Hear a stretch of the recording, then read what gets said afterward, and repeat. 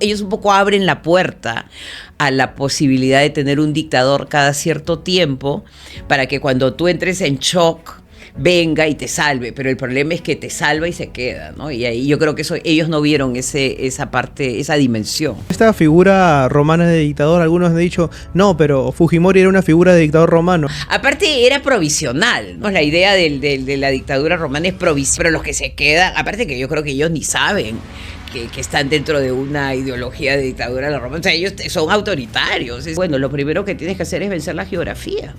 ¿Y cómo la vas a hacer si no tienes puentes, si no tienes trenes? Entonces, solamente con los trenes y con el telégrafo es que surge el partido civil. Podríamos decir, entonces, elaborando una frase un tanto ambiciosa, que nuestra mayor riqueza, que es nuestra diversidad territorial, es también uno de los principales percances que todavía no hemos podido sortear. Absolutamente, porque creo que nuestro fundamento, que es la diversidad, no te conduce al Estado-nación homogéneo.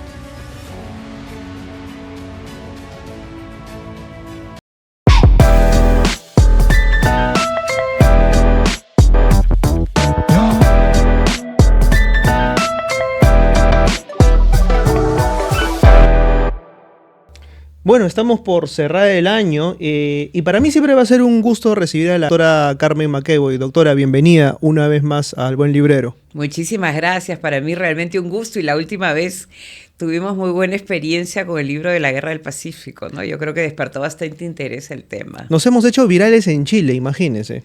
Wow, sí, a mí yo veía los comentarios y era realmente todo Chile de diferentes regiones que opinaban, comentaban, pero de manera muy, muy positiva. y habían peruanos también, o sea, sí, que de todo. Que ahí lanzaban, de hecho quería empezar por romper un par de mitos de esos comentarios que aparecieron, y uno de ellos, y uno de los que más ruido me hizo evidentemente, es: la guerra no la hicieron peruanos y chilenos, la hicieron ingleses. Bueno, pero es el típico. Habían intereses, yo creo que eso Claro, indudablemente intereses había, ¿no? Y probablemente que a los británicos les convenía más tener a Chile como aliado que los bolivianos, que era un lugar más bien imprevisible, ¿no? Pero hubo agencia chilena, y yo creo que lo pruebo bien en el libro, ¿no? Está Santa María, está Pinto, los militares, ¿no? Entonces ellos también están peleando su propia guerra.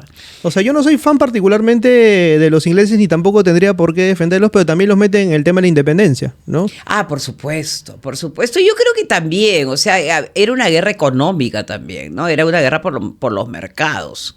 Pero por otro lado, pues tenemos comunidades altoandinas, rabonas, o sea, ellas están peleando por su territorio, por su localidad, ¿no? Entonces hay múltiples planos, pero ninguno toma por asalto, pues como que los ingleses están pensando en nosotros mañana, tarde y noche, y tampoco creo que las cosas son así. De hecho, nosotros tenemos nuestras propias luchas, por eso es que en El umbral de lo desconocido trata de abordar un poco el proceso de la formación de la República del Perú en una primera instancia, recordando una serie de personajes, y en la siguiente con una serie de artículos que dan un panorama mucho más ilustrativo.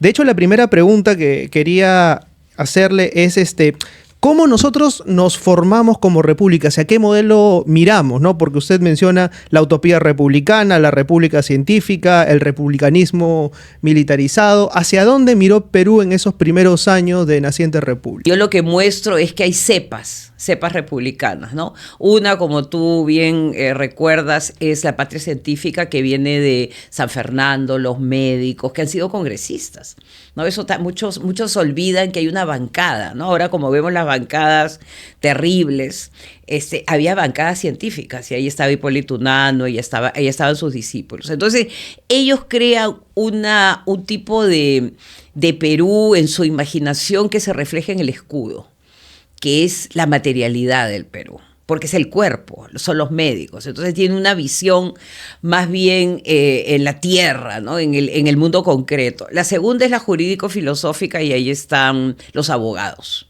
¿no? Y ahí está Sánchez Carrión, están los discípulos de Toribio Rodríguez de Mendoza, son los que piensan la república en la ley. O sea que la justicia es la base fundamental de la república, pero también Sánchez Carrión tiene una base más institucional en cuanto al balance de poderes, que también viene de la ley. y el tema de la ciudadanía, ¿no? Que es la sociabilidad. Y los terceros es la república militarizada, que entran los militares que también se sienten beneméritos, ciudadanos de primera categoría.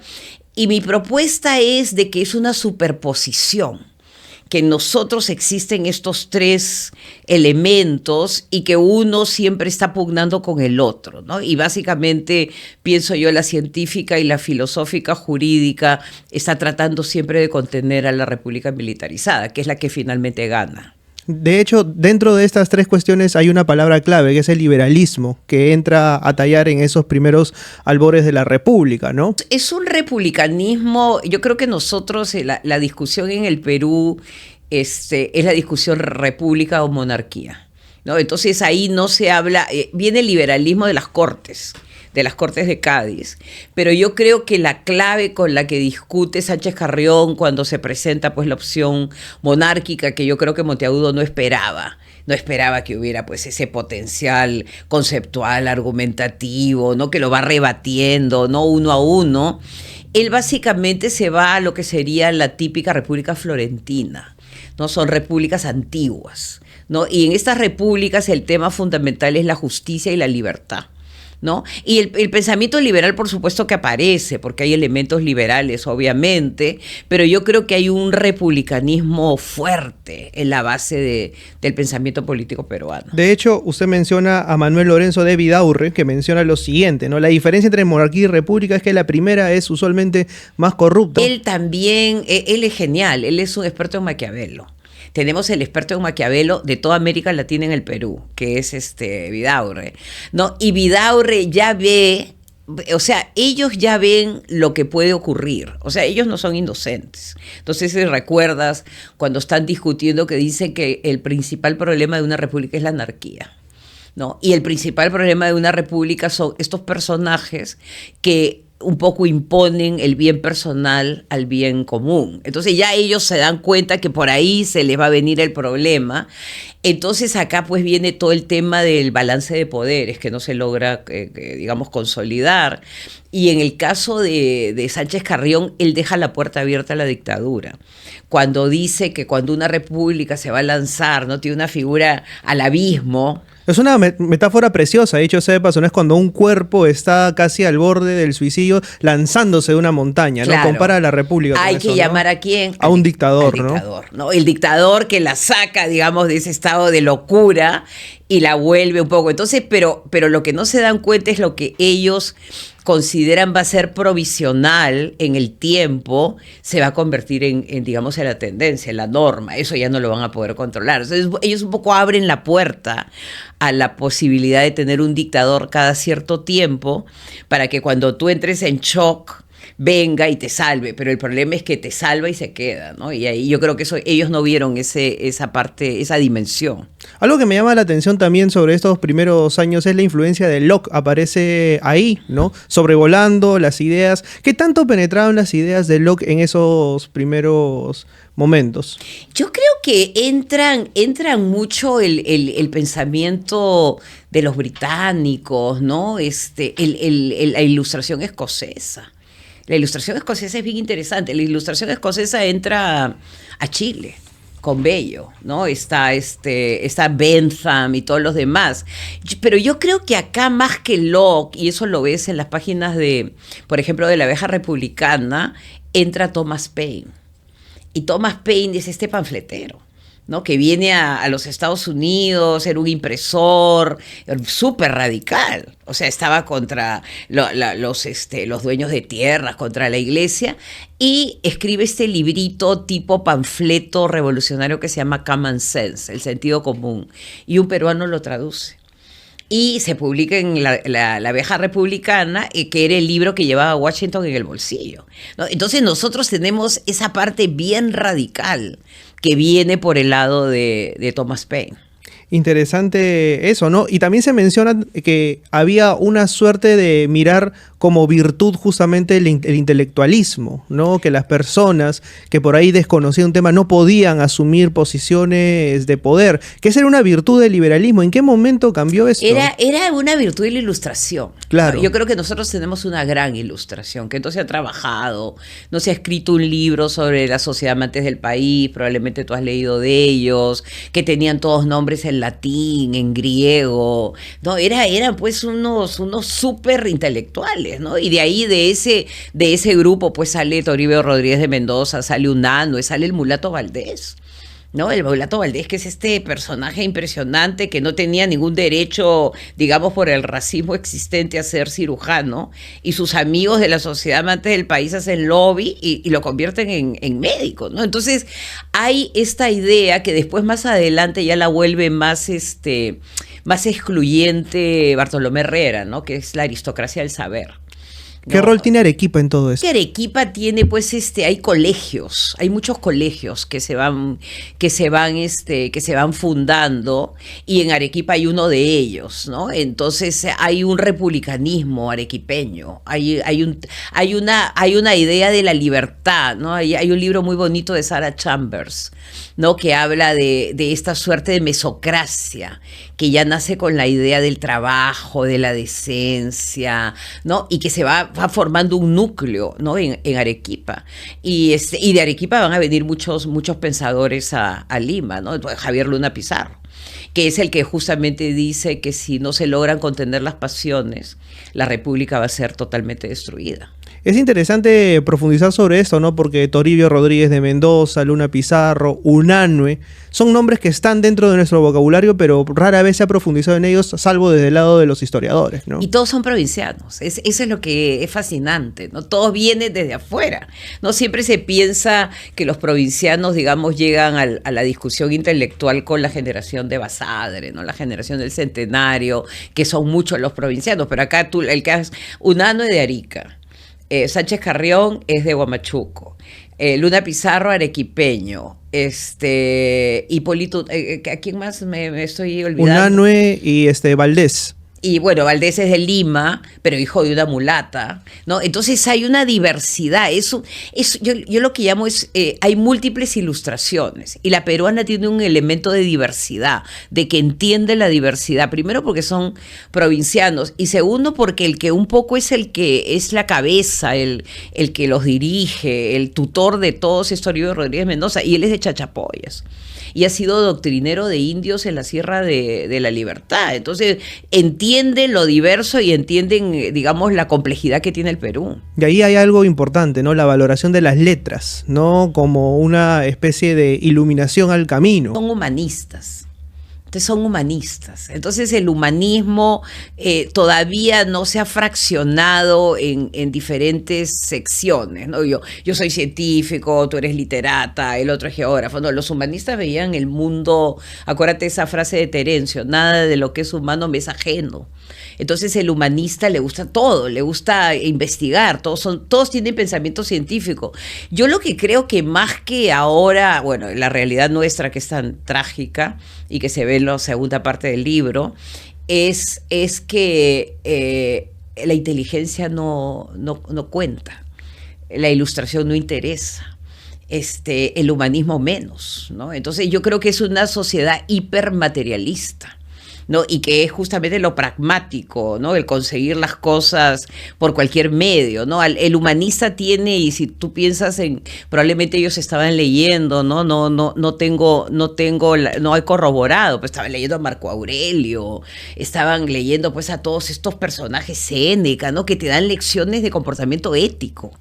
No, yo creo que eso allá, ahora en ese momento es inexistente en la política peruana. Esos políticos lo tenían. Y sobre todo, creo que llegar a un punto medio en el que ambas cosas se apoyen. O sea, es decir, ser humanista no implica negar lo científico, sino significa que se puede dialogar tranquilamente. Pero es que dentro de las humanidades están las ciencias, No quiere decir que hay una división ni una línea. Tú piensas, por ejemplo, en Toribio Rodríguez de Mendoza, que le llamaban el bufón por el científico francés del Perú, ¿no? Entonces era el hombre, ¿no? Y ahora que ves que todo este interés que se da por la China, es el hombre que está viendo las potencialidades materiales del Perú, y Hipólito Unanue está viendo la China como mercado, ¿no? Entonces están en la realidad, no están en el aire, porque el humanismo trata de ver toda la complejidad de la experiencia humana. ¿Se perdió en este reciente pragmatismo la profundidad de poder ver quiénes somos finalmente los peruanos? Absolutamente, absolutamente, ¿no? Cuando tú ves pues las primeras páginas del Mercurio peruano, ¿no? Justamente es algo que se escribe porque el amor del Perú te demanda conocerlo, ¿no? Yo creo que esas grandes obras, ese interés por el Perú, el respeto por el Perú, por su dignidad, ha ido desapareciendo. Ahora estamos justamente como tú dices, en un territorio totalmente opuesto, en que las humanidades, por supuesto, que ya ni siquiera se entienden, ¿no? Las humanidades y lo humano, ¿no? Con ministros que dicen que las personas que no tienen derechos humanos son ratas, ¿no? Exacto. Yo que soy una animalista, yo creo que las ratas también tienen derechos y que son más inteligentes que muchos ministros. Son súper inteligentes las Ministro ratas. Sin educación, debería Exacto. apuntar, ¿no? Me quedo pensando en esto porque esta visión de poder tener únicamente a Lima como el bastión y también al resto del país como prácticamente una despensa es parte de lo que fue el militarismo en un inicio, ¿no? Usted menciona que en 1824 prácticamente se convirtió el país en una despensa, ¿no? Huamanchuco, que le tenía que dar monturas, Trujillo, que tenía que abastecerlas de otras tantas, y Lima, que tenía que proveer, y en general el país, ¿no? A muchachos entre los 12 y los 40 años, ¿no? Para poder hacer frente, ¿no? Ese año es fascinante, ¿no?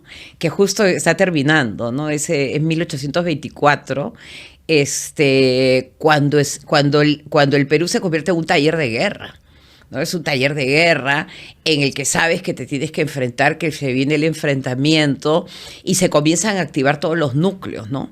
Entonces, con esta idea que nos han vendido de la independencia concedida, un poco que se ha nublado ese panorama tan impresionante, ¿no? Porque vienen los norteños, por ejemplo, ¿no? Cuando tú piensas en Errázuriz, ¿no? Que Errázuriz es el que cambia la orden, cambia la dinámica de la guerra. Se viene pues desde el norte con los dragones, me imagino que van por el desierto, después cruzan la cordillera, por otro lado se activa toda la guerrilla, están las rabonas recolectando, Teresina Muñoz Nájar en uno de los podcasts contaba que le llamaban las langostas, porque entraban a los pueblos y comenzaban a recolectar todo lo que se pudiera comer, ¿no? Entonces hay toda una movilización nacional para ese momento y como tú dices, a cada provincia se le asigna como la tarea de lo que, ¿no? Los cueros, los caballos, entonces se activa por una causa nacional que es la libertad y la sienten como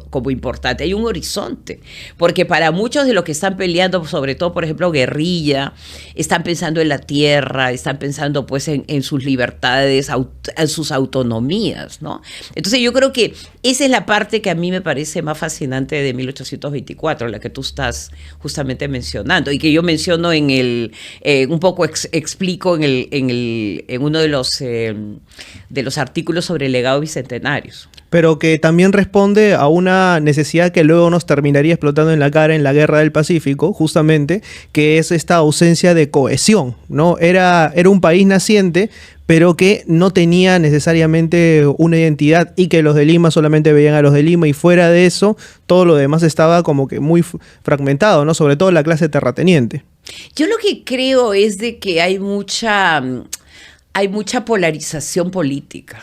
O sea, que cuando llega Bolívar, justamente para validar la dictadura, acuérdate que cuando llega hay una guerra civil, ¿no? Y la guerra civil es entre el norte y Lima, ¿no? Porque está pues Torre Tagle y Ribagüero enfrentados. Entonces ya ahí se ve un cisma político, ¿no? Y ese cisma político le sirve probablemente desdibuja lo que tú quisieras haber visto, una identidad, ¿no? Pero como hay bandos, como se están viendo en la actualidad, facciones, eso no lo permite, ¿no? Entonces al final Bolívar lo que hace es incrementar ese faccionalismo para poder validar su propia presencia en el Perú, porque él ¿para qué llega? Para encadenar la anarquía, ¿no? Entonces, si la promueves, mejor para ti, ¿no? Mejor para tu posición como dictador. Y lo que él tenía era un plan más bien gran colombiano continental. O sea, él no estaba obedeciendo a la realidad peruana, para nada. Justamente el capítulo de Bolívar es uno de los más vistos en el podcast, además, sí, ¿no? Y donde más comentarios negativos hay contra Bolívar, ¿no? ¿Cree usted que se ha satanizado demasiado la figura de Bolívar? Lo que pasa es que Bolívar viene con su agenda, ¿no? Y aparte Bolívar ya viene curtido, Bolívar y Sucre, ¿no? Porque yo creo que uno y el otro son como hermanos gemelos. O sea, a pesar de que Sucre es menor, pero Sucre va abriendo el camino. Ellos tienen una táctica, una estrategia que no la tienen los rivales peruanos. Pues Torre Tagle y Ribagüero están en sus propias pugnas, y eso es muy, muy del siglo XIX, ¿no? Como las pugnas facciosas no nos permiten ver, y en el caso, por ejemplo, de la Guerra del Pacífico, no te permite ver quién es el enemigo, ¿no? Entonces Bolívar llega con un ejército, llega con una estrategia y lentamente va copando, ¿no? Y los gran colombianos van ocupando posiciones políticas importantes, y creo que de ahí viene el problema con Bolívar y después el golpe, ¿no? Donde no, Bolívar no está porque se ha ido, porque la Gran Colombia se está viniendo a pedazos, pero deja pues a sus lugartenientes que posteriormente se tienen que ir. Y deja también como estela la militarización, ¿no? O sea que justamente ahí es donde usted menciona algo que me parece no menos importante. ¿Por qué? Porque el militar, y sobre todo el militar que viene de la época del virreinato, solo asume la guerra como medio de control. Y más allá de eso, parece tener una ausencia de doctrina o de pensamiento, y es a partir del sable que básicamente gobierna. Entonces, más allá de eso, lo que deja, ¿qué cosa es? Lamar es un militar que es institucionalista. Lamar tiene una visión del Perú. Nieto, que es su segundo, también la tiene. Y así tú ves varios que van a mantener esta idea de la república, ¿no? Pero lentamente lo que va a prevalecer es, después de la guerra, que es la posguerra, que yo lo que creo que ahí hay que analizar esa transición, ¿no? Entre la victoria, que uno siempre celebra la victoria, pero lo que uno después no ve es cómo se reparte el Estado, ¿no? Porque entre los victoriosos se comienza pues a lotizar, ¿no? A ti te toca, no sé, una prefectura, a mí me toca una gobernación, y nos peleamos por eso. Y ahí ya se perdió el horizonte, ¿no? Y el horizonte, como tú dices, es el horizonte de la libertad, y queda ya como discurso, salvar a la patria. Pero básicamente las oleadas que van llegando de militares, que se sienten, digamos, marginados, terminan por establecer el modelo del Estado como botín, ¿no? Que es el que siempre menciono, y que ya se va a volver algo más permanente, más consistente cuando el guano le permite a Castilla distribuir mejor y poder comprar la paz social, que es lo que más o menos en ese periodo de tiempo se logra establecer. Es lo que usted menciona como un estado de prebendas. Sí. Es un toma y daca, ¿no? Es un dame que te doy, que es básicamente el estado que estamos viendo ahora, ¿no? Que para crear... Y ahora, algo que yo creo que es importante y también hay que subrayar, es que no solamente es una corrupción para enriquecerse, sino es una corrupción para repartir y tener estabilidad política. Porque hay que comprar la paz, ¿no? Eso número uno. Y número dos, es una corrupción que permite una movilidad social, que puede ser una movilidad social perversa, pero que al fin y al cabo permite, por ejemplo, que los hermanos Gutiérrez, que eran arrieros en Majes, se convirtieran pues en la guardia pretoriana de Balta. Entonces tú te vas dando cuenta que sí se van logrando posiciones de estos sectores más bien populares que ingresaron a la guerra y que posteriormente pueden lograr un espacio en el Estado peruano. Hoy, visto a la distancia, ¿fue el mejor momento para que ingresaran los civiles al poder luego de este militarismo continuo? Llegaron tarde, ¿no? Llegaron tarde. Llegaron tarde por muchas razones. O sea, llegaron tarde porque el guano ya no es el producto estrella. ¿no? Ya se ha logrado digamos, un fertilizante sintético, número uno. Número dos, el Perú ha puesto al guano como colateral y ya no tienes producción. Entonces estás endeudado y se tienen que declarar en bancarrota en el 73. O sea, Pardo asume en el 72, 73 se declara en bancarrota fiscal. ¿Qué tipo de gobierno puedes hacer? Y aparte, pues tiene no sé cuántas revoluciones, entre ellas las que le hace Piérola, ¿no? Entonces es un país que está entrando a la implosión, ¿no? Lo que llamo las implosiones. Esta es una implosión de un modelo, que es el modelo que establece Castilla y que al fin de ese ciclo es que entra Manuel Pardo y los civilistas para tratar de ver qué se puede hacer. Y cometen muchos errores, como nacionalizar el salitre, justamente para tener un producto alternativo, para poder seguir sobreviviendo, pero eso los lleva a la Guerra del Pacífico, ¿no? Entonces llegaron tarde, definitivamente. Debieron haber llegado a mediados del siglo XIX y llegaron como 30 años después. Así es. Hay dos personajes que usted menciona, Faustino Sánchez Carrión, que tiene una postura que me parece interesantísima, es toda discusión tenía que ser pública, además él lo menciona, y José María de Pando, que también es otro personaje que aparece aquí. ¿Qué rol tiene cada uno de ellos? Sí, es interesante porque esta primera sección, Legados Bicentenarios, es como encontrarse con los que son tus padres ideológicos, ¿no? Que mira, tú conoces poco de los dos, ¿no? Uh-huh. Entonces, en el caso de Sánchez Carrión, yo lo he trabajado mucho.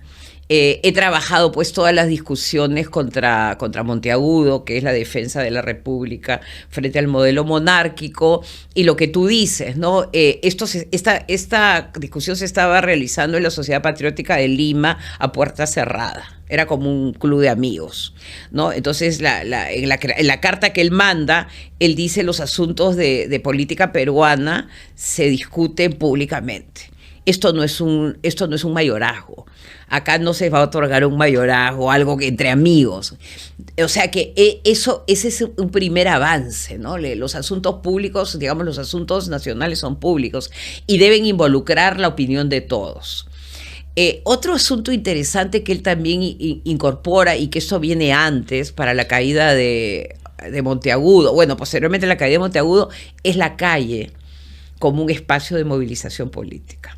¿No? Que es algo que es el modelo que tenemos. O sea, ahora parece que se ha agotado, pero ha sido el modelo que constantemente se ha experimentado, ¿no? Cuando no te escuchan, tú sales a la calle a protestar. El tercero es la importancia de la opinión pública y los periódicos, ¿no? Que son como un cuarto poder que se va creando. Y lo que a mí me parece interesantísimo, y no sé si recuerdas de él, es estas múltiples identidades, ¿no? Él es de Huamachuco, pero estudia en Trujillo, pero se va a San Carlos y se vuelve, digamos, un político nacional. Después está ayudando a Bolívar en el Congreso Anfictónico de Panamá. Entonces tenemos un personaje que se mueve con múltiples identidades que no se cancelan unas a otras, ¿no? Y por eso que me parece interesante. Ahora, deja también un legado complicado. Porque es el que va a buscar a Bolívar. O sea, él es el que introduce al dictador, ¿no? Como parte del libreto de República la Romana, ¿no? Cuando la República no funciona, tocas la puerta al dictador. Después introduce la idea de la insurrección en la Constitución. Y introducen también la posibilidad de que tú te vas mutando en la medida que, porque él dice la República se crea en la experiencia. A propósito de manos de dictador, algunos han dicho, no, pero Fujimori era una figura de dictador romano. No, para nada. Algunos usaban esa figura para justificar la dictadura. Exactamente.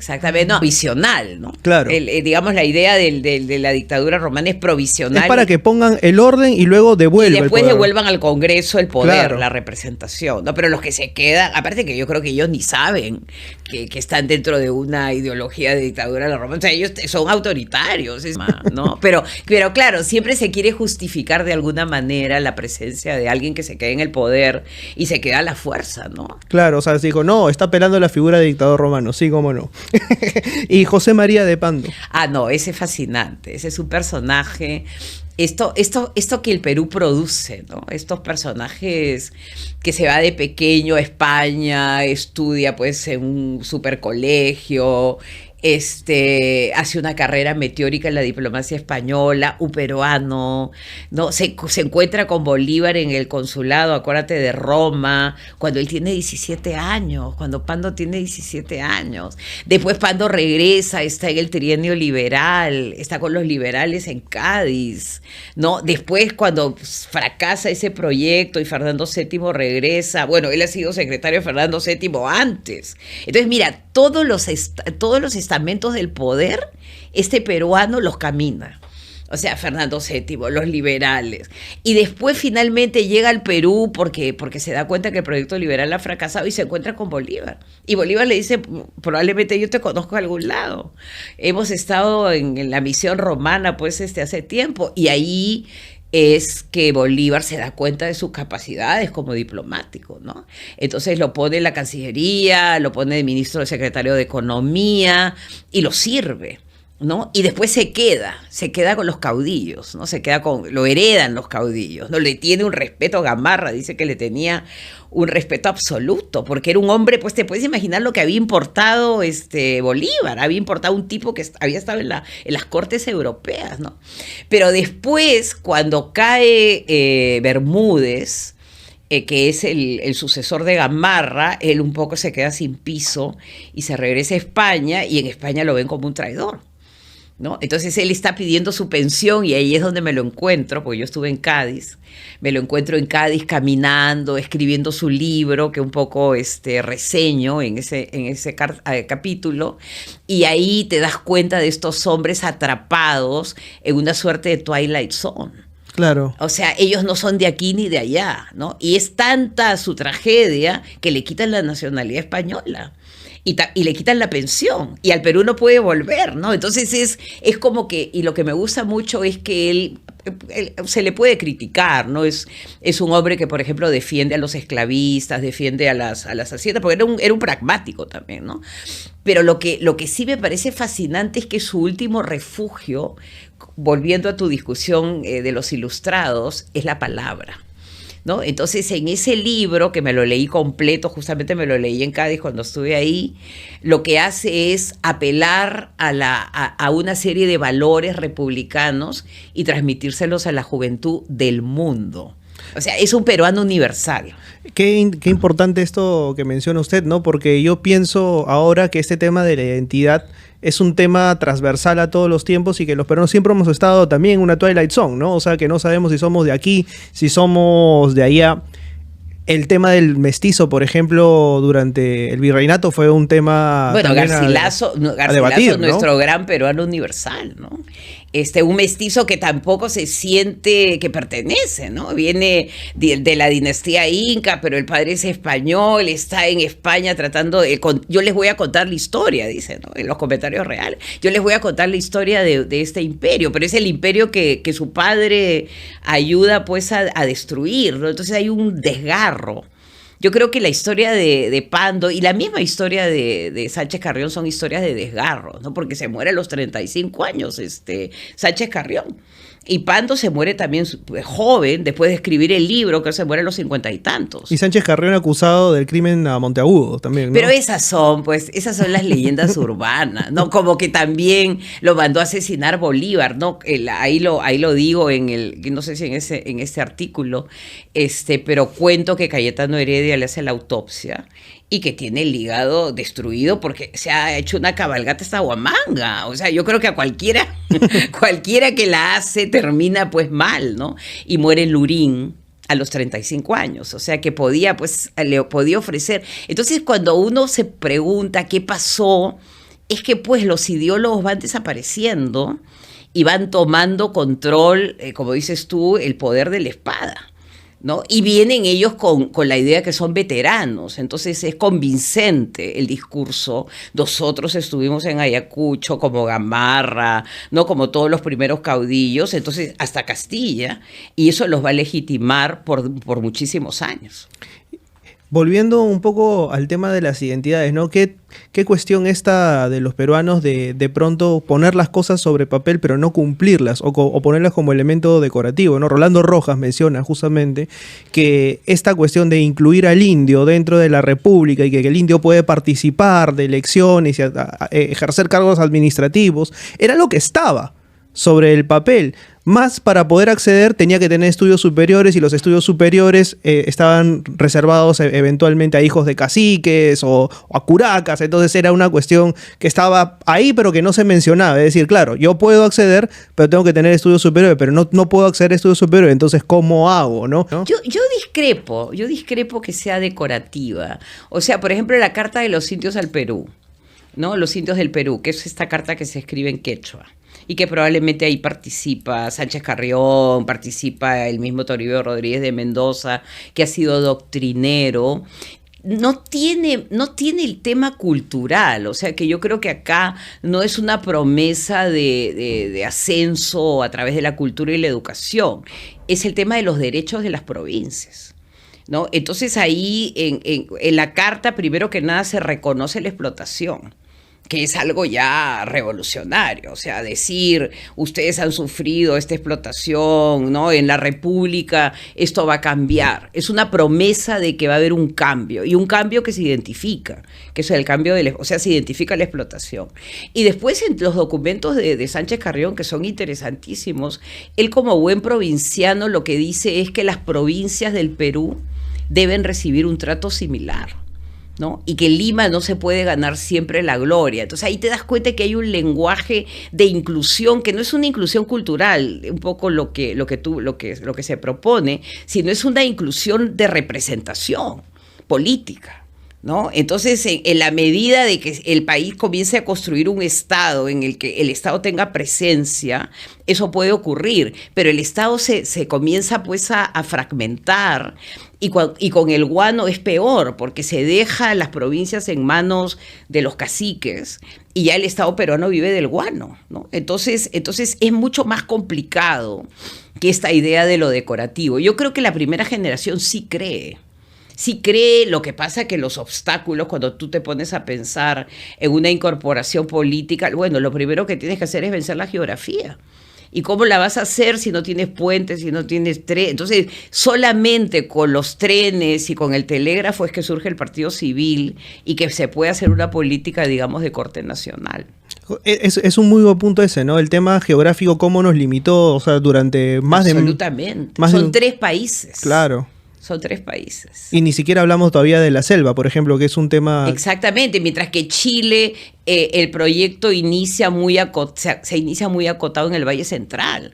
Piensa de que todo lo que es la Araucanía está ahí en manos de estos militares a los que el Estado les entrega la Araucanía, y estaba quedando, o sea, todos ellos, digamos, haciéndole la guerra a los araucanos. Y en el norte, todavía el norte no es una realidad, el norte es el desierto.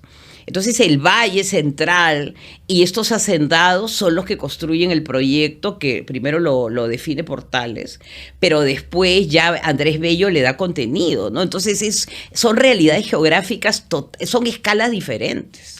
Podríamos decir, entonces, elaborando una frase un tanto ambiciosa, que nuestra mayor riqueza, que es nuestra diversidad territorial, es también uno de los principales percances que todavía no hemos podido sortear. Absolutamente, porque creo que nuestro fundamento, que es la diversidad, no te conduce al Estado-nación homogéneo, que es el modelo del siglo XIX. O sea, los estados, digamos, que son los victoriosos, los que pueden construir algo, son estados que pueden crear una cierta homogeneidad. En el caso nuestro era un imposible, ¿no? Y era un imposible por lo que tú dices. O sea, yo estoy hablando de remontar los Andes, pero dime tú, la Amazonía, o sea, era algo que era como una frontera ignota, ¿no? Entonces, solamente en el siglo XX, cuando uno comienza a imaginar otro tipo de estado, ¿no? Un Estado que pueda tener en consideración lo heterogéneo, que pueda venir de las municipalidades. Y ahí tienes otro modelo que es de vanguardia. pero nosotros no teníamos ni la tecnología ni la habilidad política para la integración en el 19. Alguien alguna vez me dijo, somos como Yugoslavia.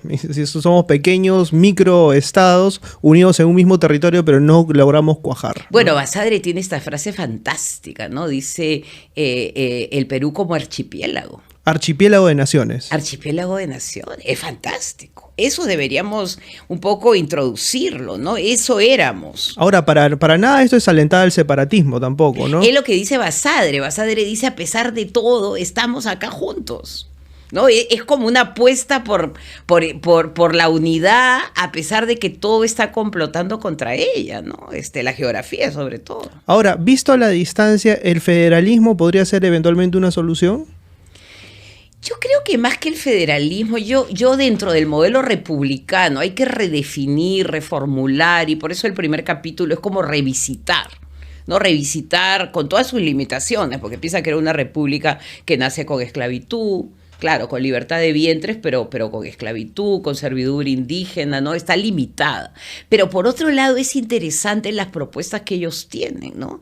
Y entre ellas está la municipalidad, ¿no? Que es, digamos, la piedra angular de la república. Ahí surge la república, ¿no? Entonces, no te sorprende, pues, de que en el caso de Charles Sánchez Carrillo, que vuelvo a ese ejemplo, siempre vuelvo a él, Huamachuco es su identidad primera, ¿no? Entonces siempre lo tiene en la cabeza, ¿no? Cuando por ejemplo, lleva a Bolívar a su pueblo y lo hospeda en su casa, y después de que sale pues la campaña y ya se van para Huamanga, él dice algo así como, le pido a usted que Huamachuco sea nombrada benemérita de la patria. ¿No? Entonces es ganar identidad, ganar posicionamiento político en la guerra, que es lo que después ocurre con los caudillos. O sea, los caudillos en la medida que van ganando alianzas con las diferentes localidades le van dando mayor estatus, ¿no? Por ejemplo, distritos que se vuelven provincias que se vuelven departamentos, en la guerra.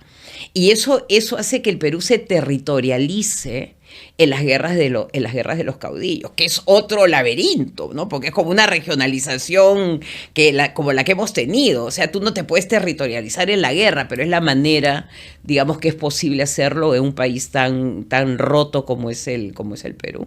Por ejemplo, una solución más o menos similar al federalismo, salvando distancias evidentemente, fue tratar de llamar las regiones, ¿no? Región Cusco, región Arequipa, que creo que no prosperó tanto porque habían regiones que defendían intereses propios y también creían que podían estar por encima de otras, ¿no? Entonces al final es como que algo que se termina desmembrando por sí mismo, ¿no? Sí, yo creo que ahora, en este momento que estamos en una crisis tan profunda y que los gobiernos regionales pues han dado muestras de su incapacidad, de su corrupción, o sea, hay que llevar no sé cuántos presidentes regionales, están presos o les están haciendo juicios.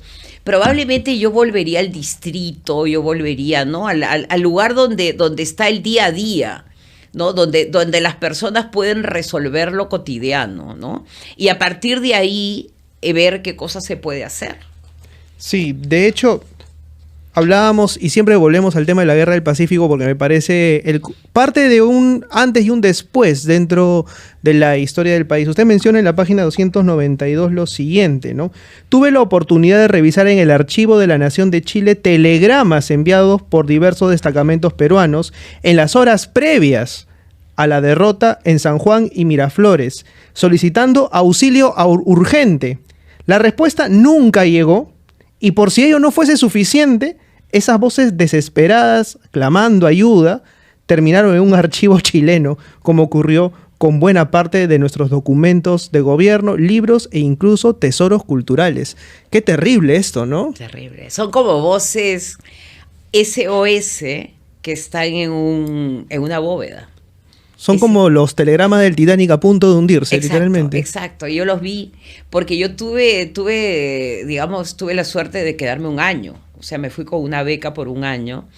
Entonces revisé todo lo que pude revisar. Y entre ello, creo que te he comentado, revisé el archivo fantástico de Benjamín Vicuña Maquena, que era justamente el que le pedía a algunos soldados amigos que recogiera esto.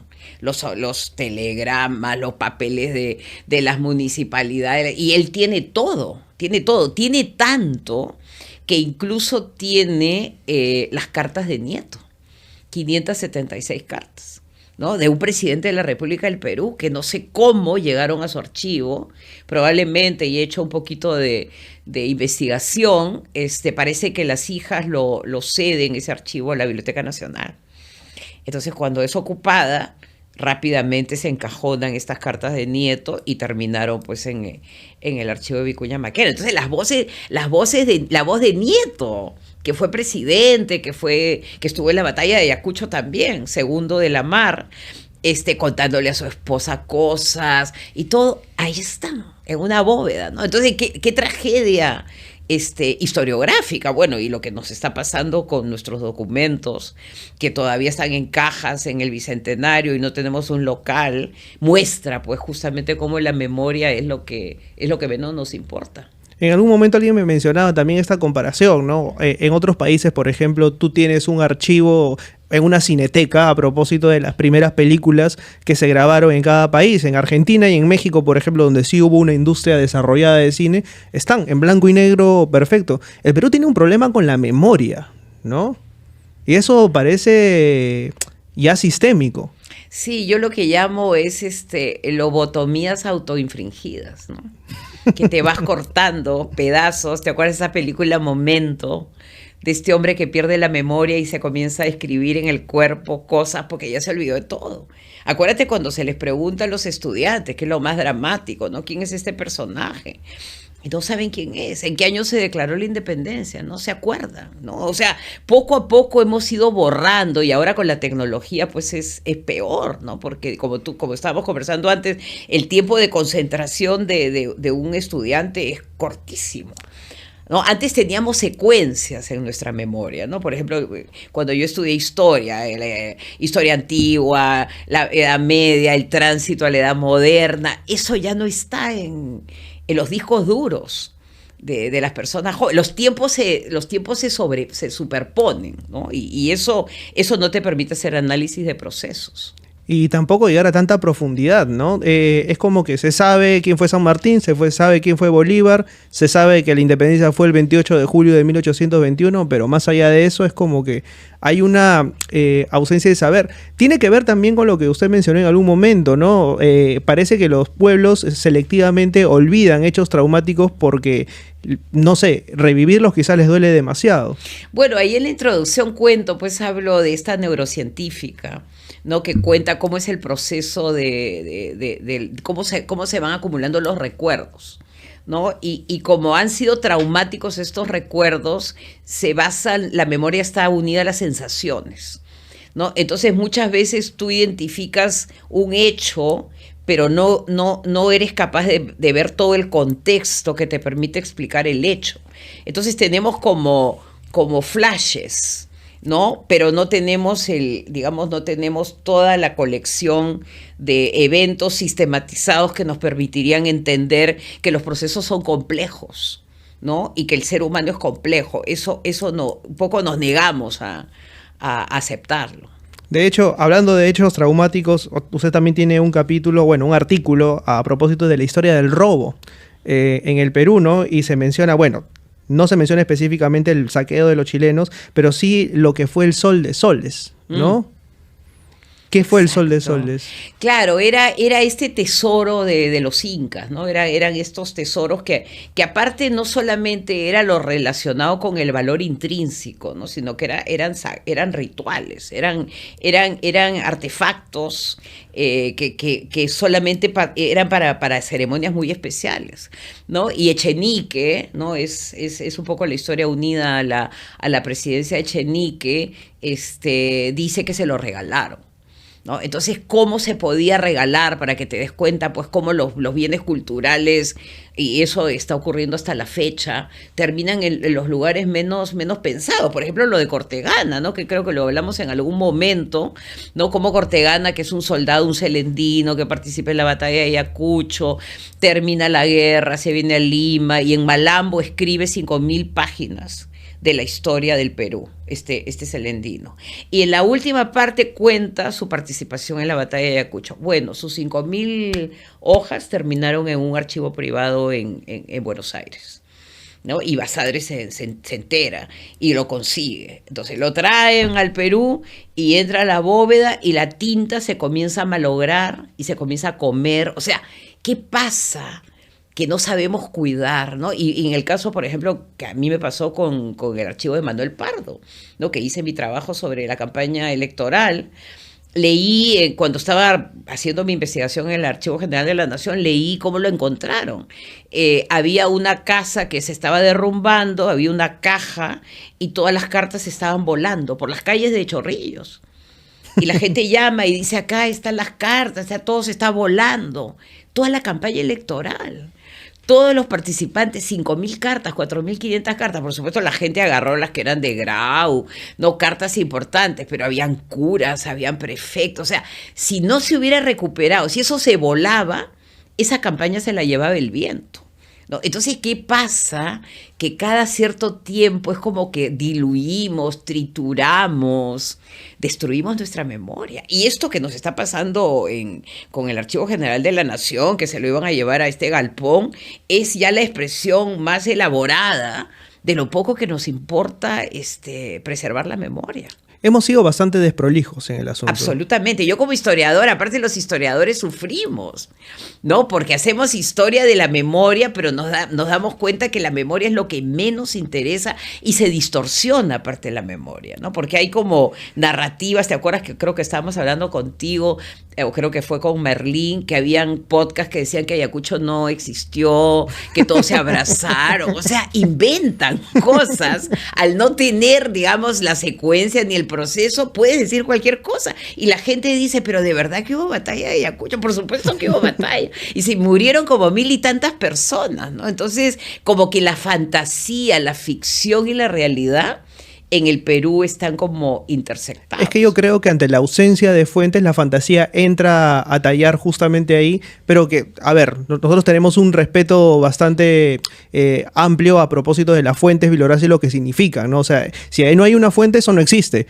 pero digamos que la fuente aparece para desmitificar este tipo de cuestiones, ¿no? Claro, y aparte ahora, pues ya con los fake news, con la inteligencia artificial, no sabemos a dónde vamos. ¿Entiendes? O sea que si no has fijado ciertos parantes de la historia del Perú, como que Pando existió, como que fue canciller, o sea, hechos, todo se vuelve como una nebulosa, ¿no? Y cualquier cosa te pueden decir, ¿no? Y cualquiera puede venir a inventar la historia que más le parezca. O descontextualizar. O descontextualizar y llevarte por sus caminos, ¿no? Entonces es peligrosísimo. Un país sin memoria es un país que está totalmente vulnerable, porque aparte yo lo que creo que, y por eso estos personajes, ¿no? Que tiene que haber ejemplaridad también. Tiene que haber ejemplos de buenos peruanos, ¿no? Porque si no, los Darwines y los no sé cuantitos dicen que todo fue así siempre. Y no es verdad, ¿no? Entonces, un poco que validan estos comportamientos mafiosos, corruptos, con el argumento, esto fue de toda la vida, no es así.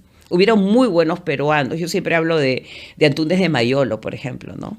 De Aija, de ese pueblito de Ancash, que sale de una escuela fiscal, educación pública, termina en Columbia haciendo pues física ya casi cuántica, ¿no? Esos personajes no se recuperan, no, es como que nunca hizo las hidroeléctricas. ¿Por qué? ¿Qué pasa? Y yo creo que lo más probablemente el mejor ejemplo es la manera como se ha celebrado el Bicentenario. ¿Cómo ha pasado? Sin pena ni gloria. Y que en el Bicentenario aparezca gente con la Cruz de Borgoña y encima premiados en el Congreso algunos. Exacto.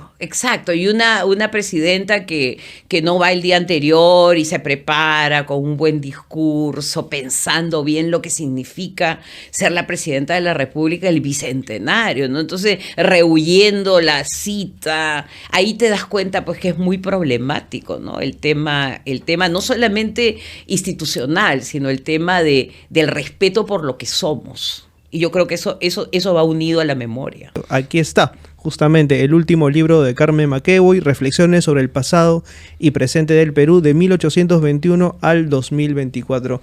Doctora, le agradezco muchísimo. Muchísimas gracias, realmente para mí un placer, ha pasado rapidísimo. Y esta idea del umbral de lo desconocido no solamente tiene que ver con lo que nos desconocemos a nosotros mismos, sino que yo creo que estamos entrando a una era mundial en que no sabemos los cambios tecnológicos los que nos va a traer, y ustedes mejor que nadie lo saben, en el caso de inteligencia artificial, alta tecnología. Entonces, si no nos preparamos con buena educación, con memoria, con palabra, bueno, pues vamos a estar no vamos a tener ninguna oportunidad sobre la tierra, como dirían 100 años de soledad. Perderíamos cualquier posibilidad, porque acá los países más preparados en términos educativos son los que van a lograr posicionarse mejor en lo desconocido, que todavía no sabemos qué cosa es lo desconocido. Desconocido va a ser el futuro de este canal. Si es que no le das like, comentas y te suscribes. Muchísimas gracias. Nos vemos la próxima semana. Ya, felices fiestas. Chau, chau.